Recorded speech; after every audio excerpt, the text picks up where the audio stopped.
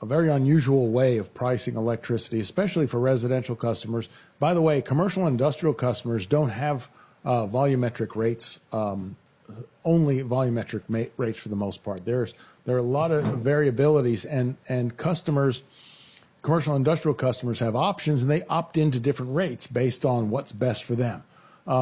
I think what we're going to see is more and more options for customers to opt in to different types of rates, choices for customers, partner the rates with the technologies, the prices with technologies, and then you optimize your use of electricity and energy as a whole.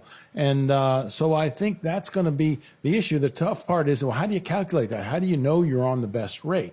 And that's up to the utilities and the third party, your electricians, your heating and cooling folks, to really work with customers to understand what's the best rate and how do you optimize not only the rate but the technologies, your refrigerator, your heat pump.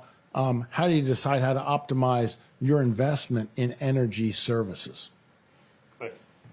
Yeah, I agree with that answer. I guess what I would say is there's a general expectation that on average across the U.S., rates, the slope of the curve of rates, they'll continue to go up, and that would be for all aspects of the bill. And that's because, quite frankly, this is my personal view, we've kind of gotten off cheap in the U.S., relative to other countries and what other folks pay for electricity in the developed world. The percentage that we pay for our electricity services for a pretty reliable service has been pretty low relative to our income.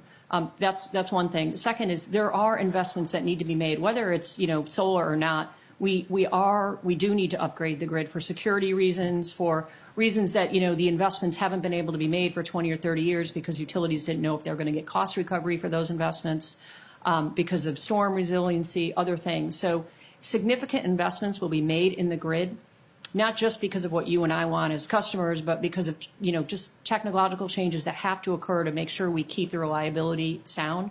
So our rates are going to go up. I'm not blaming the IOUs for that. That's just a fact of life, that we have to make investments to continue to have the grid perform in the way that we expect it to be in the U.S. Here in New England, there are circumstances that are changing. I live in Massachusetts. We are at the end of the natural gas pipeline, which means, there's limited natural gas in the winter when we need it for heating purposes as well as generation. That's causing prices to go up. It caused, kind